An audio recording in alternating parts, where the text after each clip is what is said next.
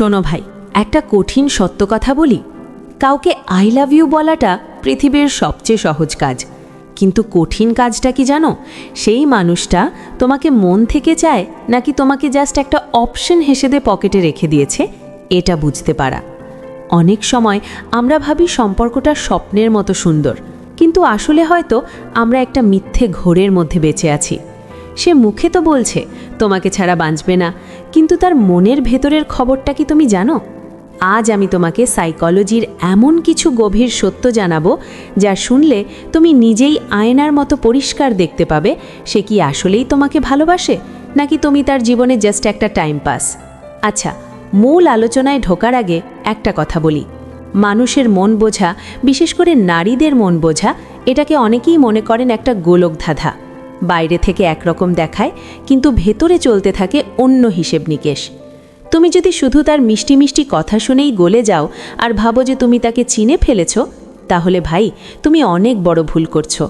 মনে রেখো, মানুষের মুখ মিথ্যে বলতে পারে, কিন্তু তার আচরণ বা বডি ল্যাঙ্গুয়েজ কখনো মিথ্যে বলে না।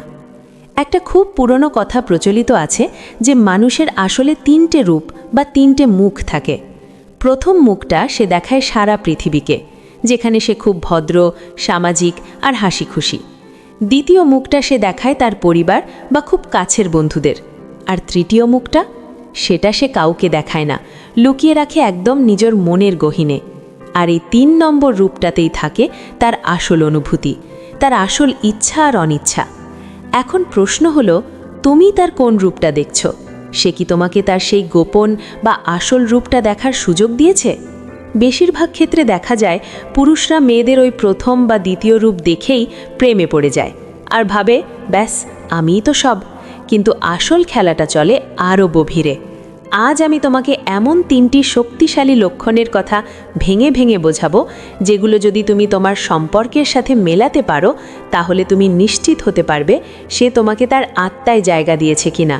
আর ভাই, এগুলো জানা তোমার জন্য খুব জরুরি, কারণ অনেকেই কিভাবে বুঝবেন মেয়েটি আপনাকে ভালোবাসে, এই উত্তর খুঁজতে গিয়ে ভুল রাস্তায় চলে যায়। তাই খুব মনোযোগ দিয়ে কথাগুলো শোনো। নাম্বার 1, আবেগের জায়গা বা ইমোশনাল জোন। প্রথম যে বিষয়টা নিয়ে কথা বলবো সেটা হলো আবেগের দরজা। ভাই, খুব ভালো করে খেয়াল করো তো, মেয়েরা কিন্তু সচরাচর সবার সামনে কাঁদে না বা নিজেদের দুর্বলতা প্রকাশ করে না। তারা তাদের ইমোশনগুলোকে খুব যত্ন করে লুকিয়ে রাখতে পছন্দ করে। এটাকে তুমি একটা তাদের আত্মরক্ষার দেওয়াল বা ডিফেন্স মেকানিজম বলতে পারো। এখন দেখার বিষয় হলো, সে কি তোমার জন্য সেই দেওয়ালটা ভেঙেছে? ধরো তার জীবনে কোনো একটা খুব খারাপ ঘটনা ঘটল, হতে পারে সেটা কোনো অপমান, কোনো ভয় কিংবা ছোটবেলার কোনো বাজে স্মৃতি বা ট্রমা। সে কি সেই কথাগুলো তোমার সাথে শেয়ার করে? সে কি তোমার সামনে তার চোখের জল ফেলতে দ্বিধা করে না? যদি সে তার জীবনের সবচেয়ে কালো অধ্যায়গুলো তোমার সামনে কোনো ভান ছাড়াই খুলে বলে, তাহলে বুঝবে তুমি তার কাছে আর 10টা সাধারণ ছেলের মতো নও, তুমি তার কাছে একটা সেফ জোন বা নিরাপদ আশ্রয়। এখানে আরেকটা খুব সূক্ষ্ম বিষয় আছে, যেটা অনেকেই মিস করে যায়। সে কি তোমার কথা শুনে? দাঁড়াও, কথা শোনা মানে এই না যে তুমি বকবক করছো আর সে মোবাইল টিপতে টিপতে আচ্ছা ওকে বলছে। এটাকে শোনা বলে না। আমি বলতে চাইছি, সে কি তোমার আবেগের কথাগুলো মনোযোগ দিয়ে শোনে? যখন তুমি তোমার কোনো কষ্টের কথা বলো, তখন কি তার চোখে মুখে সেই ব্যথার ছাপ পড়ে? সে কি তোমাকে বুঝতে চেষ্টা করে নাকি উল্টো তোমাকেই দোষারোপ করে বা টপিক চেঞ্জ করে দেয়? যে নারী তোমাকে মন থেকে ভালোবাসে, সে তোমার কথা শুধু কান দিয়ে শুনবে না, সে সেটা হৃদয় দিয়ে অনুভব করবে। তোমার সমস্যাকে সে নিজের সমস্যা মনে করবে। আর যদি দেখো তুমি দিনের পর দিন তাকে কিছু বোঝানোর চেষ্টা করছো, কিন্তু সে পাত্তাই দিচ্ছে না, তাহলে ভাই সতর্ক হও। এই পয়েন্টের সাথে আরেকটা বিষয় জড়িত, সেটা হলো ইগনোর করা বা এড়িয়ে যাওয়া। ইউটিউবে অনেকেই সার্চ করে মেয়েদের মন জয় করার উপায় কী, কিন্তু আসল সত্যটা হলো, মন জয় করা যায় না যদি না সে তোমাকে গুরুত্ব দেয়। যে তোমাকে ভালোবাসে সে তোমাকে দিনের পর দিন ইগনোর করতে পারবে না। হ্যাঁ, কাজের চাপের দেরি হতে পারে, ব্যস্ততা থাকতে পারে, সেটা খুবই স্বাভাবিক। কিন্তু কোনো কারণ ছাড়াই ঘন্টার পর ঘন্টা মেসেজ সিন করে রিপ্লাই না দেওয়া, দিনের পর দিন খোঁজ না নেওয়া, এগুলো ভালোবাসার লক্ষণ নয়। সে যদি তোমার মেসেজ না দেখে অস্থির হয়ে যায় বা ব্যস্ততার মাঝেও তোমাকে একটা ছোট্ট টেক্সট করে জানায় যে আমি ব্যস্ত আছি, পরে কথা হবে, তাহলে বুঝবে সে তোমাকে তার হৃদয়ে রাখে। আর যদি দেখো তুমি শুধুই তার নোটিফিকেশন বারে ঝুলে আছো কিন্তু তার মনে নেই, তাহলে ভাই সময় হয়েছে বাস্তবতাটা মেনে নেওয়ার। 2. ভবিষ্যৎ ভাবনা বা ফিউচার ভিশন। দ্বিতীয় এবং অত্যন্ত গুরুত্বপূর্ণ লক্ষণ হলো সে কি তোমাকে তার ভবিষ্যতে দেখতে পায়। এটা কিন্তু খুব গভীর একটা বিষয়। ভালোবাসার শুরুতে সবাই অনেক স্বপ্ন দেখে, আবেগে ভেসে অনেক কিছুই বলে, কিন্তু সময় যাওয়ার সাথে সাথে আসল চিত্রটা পরিষ্কার হয়। যখন কোনো নারী কাউকে সত্যি ভালোবাসে তখন সে অবচেতনভাবেই সেই মানুষটাকে তার ভবিষ্যতের সব কিছুর সাথে জড়িয়ে ফেলে। এটা সে ইচ্ছে করে প্ল্যান করে ব্যাপারটা এমন না, এটা অটোমেটিক বা স্বয়ংক্রিয়ভাবে ঘটে। একটা ছোট্ট পরীক্ষা তুমি নিজেই করতে পারো। সে যখন কথা বলে খেয়াল করবে সে আমি শব্দের চেয়ে আমরা শব্দটা বেশি ব্যবহার করছে কিনা।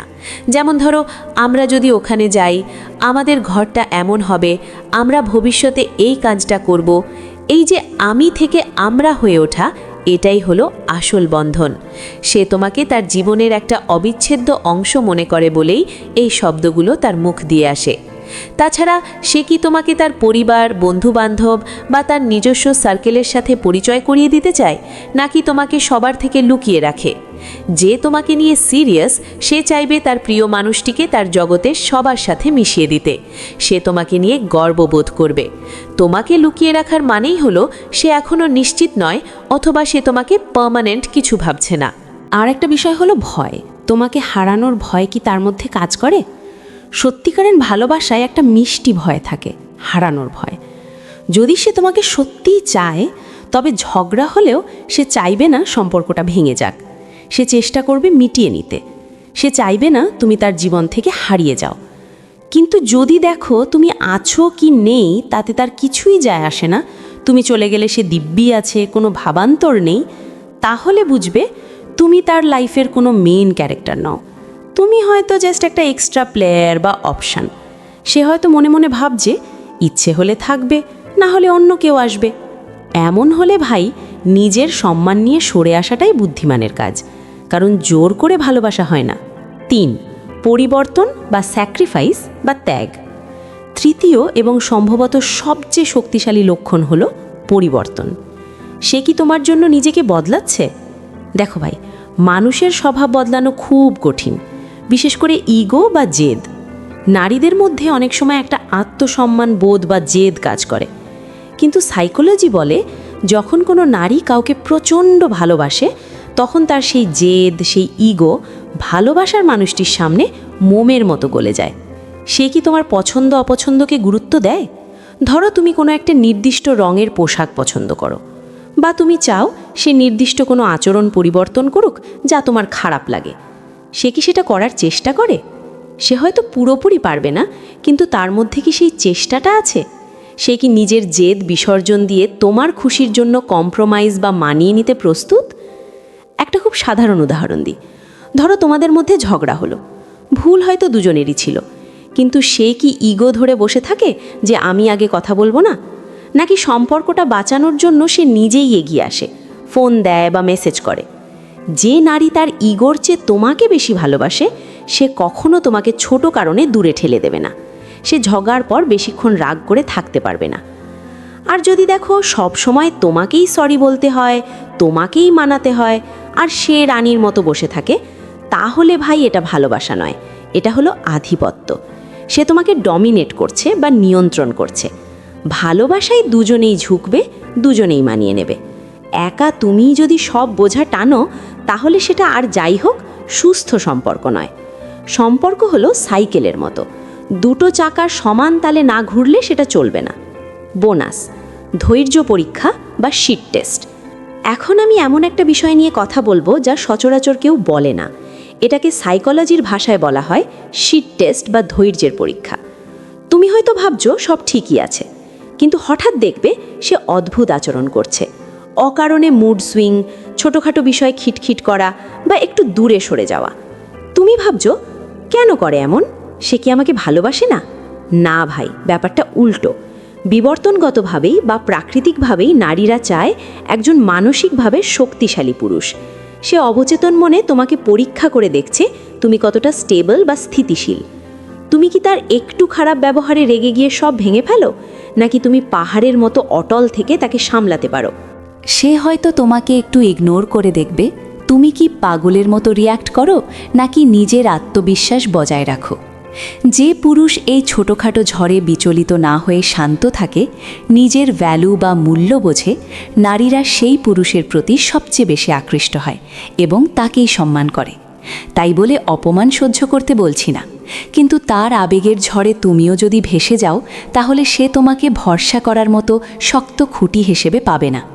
সে যখন দেখবে তুমি তার মুড সুইং বা নাটকীয়তা দেখে ঘাবড়ে যাও না, বরং তাকে শান্ত করতে পারো, তখন তার অবচেতন মন তাকে সিগন্যাল দেবে, হ্যাঁ, এই সেই পুরুষ যার ওপর আমি চোখ বন্ধ করে ভরসা করতে পারি। আর একবার যদি সে এই ভরসাটা পেয়ে যায়, তাহলে সে তোমাকে তার হৃদয়ের এমন গভীরে জায়গা দেবে যেখান থেকে তোমাকে কেউ সরাতে পারবে না। ভিডিওর একদম শেষ পর্যায়ে চলে এসেছি। এখন নিজেকে প্রশ্ন করো, আমি যে 3টি লক্ষণের কথা বললাম, তোমার মানুষটির মধ্যে কি এগুলো আছে? সে কি তোমার কাছে মানসিকভাবে উন্মুক্ত এবং তোমার কথা শোনে?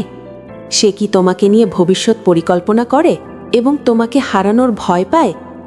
সে কি তোমার জন্য নিজের ইগো বিসর্জন দিয়ে বদলাতে প্রস্তুত? যদি এই 3টি লক্ষণই মিলে যায়, তাহলে অভিনন্দন ভাই, তুমি খুব লাকি।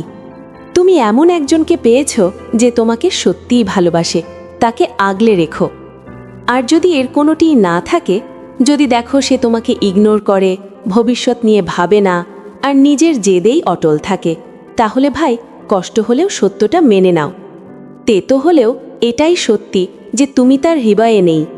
তুমি হয়তো তার প্রয়োজনে আছো, কিন্তু প্রিয়জনে নেই। নিজের আত্মসম্মান বা সেলফ রেসপেক্ট বিসর্জন দিয়ে কারো পেছনে পড়ে থেকো না। যে তোমাকে বুঝতে চায় না, তাকে বোঝাতে যাওয়াটা সময়ের অপচয়। তুমি এর চেয়ে ভালো কিছু ডিজার্ভ করো। জীবনটা অনেক ছোট ভাই। ভুল মানুষের পেছনে সময় নষ্ট করার চেয়ে সঠিক মানুষের জন্য অপেক্ষা করা অনেক ভালো। আর সবচেয়ে বড় কথা, নিজেকে ভালোবাসো। তুমি যখন নিজেকে সম্মান করবে, পৃথিবীও তোমাকে সম্মান করবে। আশা করি আজকের এই আলোচনা তোমার চোখের সামনের কুয়াশা দূর করতে সাহায্য করেছে। কথাগুলো যদি তোমার মনের সাথে মিলে যায়, যদি মনে হয় আমি তোমার পরিস্থিতির কথাই বলেছি, তাহলে ভিডিওটাতে একটা লাইক দিতে ভুলো না। আর কমেন্টে জানাও তোমার অভিজ্ঞতা। আমরা সবাই তোমার কথা শুনতে চাই। এমন আরও জীবনমুখী, মনস্তাত্ত্বিক এবং সত্য সন্ধানী ভিডিও পেতে এখনই সাবস্ক্রাইব করে আমাদের পরিবারের একজন হয়ে যাও। মনে রেখো, সঠিক তথ্যই তোমাকে সঠিক পথে রাখবে। দেখা হবে পরের ভিডিওতে। ততক্ষণ ভালো থেকো, সুস্থ থেকো।